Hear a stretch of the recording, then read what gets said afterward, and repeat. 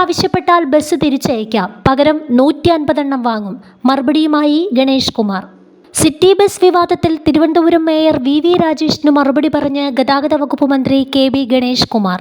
താൻ പറയുന്ന കാര്യങ്ങൾ വളച്ചൊടിക്കാൻ ശ്രമിക്കരുതെന്നും കോർപ്പറേഷൻ ബസ്സുകൾ വാങ്ങിയത് കേന്ദ്ര പദ്ധതിയിൽ എന്ന് പറയാൻ കഴിയില്ല. സ്റ്റേറ്റ് ഷെയർ 500 കോടിയാണ്. 60% വിഹിതവും സംസ്ഥാനത്തിൻ്റേതാണ്. 113 വാഹനങ്ങളും കോർപ്പറേഷൻ ഈ രീതിയിൽ വാങ്ങിയതാണ്. 3 പാർട്ടികളുമായുള്ള എഗ്രിമെൻ്റാണ്.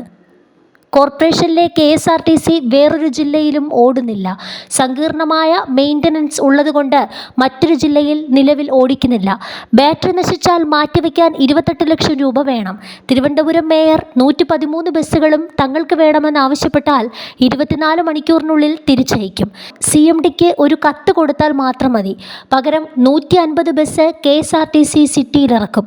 കോർപ്പറേഷന് വണ്ടികൾ കൊടുത്താൽ KSRTCയുടെ സ്ഥലത്ത് ഇടാൻ സമ്മതിക്കില്ല. ഈ വിഷയവുമായി ബന്ധപ്പെട്ട് മേയർ തന്നോട് സംസാരിച്ചിട്ടില്ല. മേയറിനെ ആരോ തെറ്റിദ്ധരിപ്പിച്ചതാണ്. വാഹനങ്ങൾ സന്തോഷത്തോടെ തിരികെ കൊടുക്കാൻ തയ്യാറാണ്.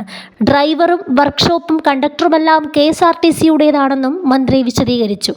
ഈ ബസ്സുകൾ നഗരത്തിൽ മാത്രം ഓടിയാൽ മതിയെന്നും ഈ ബസ്സുകൾ ഉടൻ തിരിച്ചെത്തിക്കണമെന്നും തിരുവനന്തപുരം മേയർ വി രാജേഷ് കഴിഞ്ഞ ദിവസം പറഞ്ഞിരുന്നു.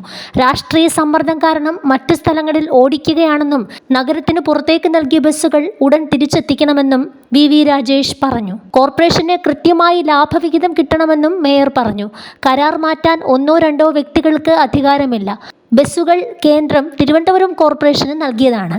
കോർപ്പറേഷന് കിട്ടിയത് കോർപ്പറേഷനുള്ളവർക്ക് ഉപകാരപ്പെടണമെന്നും KSRTCയുമായുള്ള കരാർ രേഖകൾ പരിശോധിക്കുമെന്നും വി രാജേഷ് പറഞ്ഞു.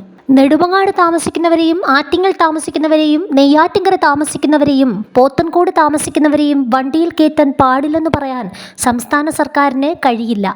അങ്ങനെ പറയുകയില്ല എന്നാണ് മന്ത്രി KB ഗണേഷ് കുമാർ വ്യക്തമാക്കിയത്.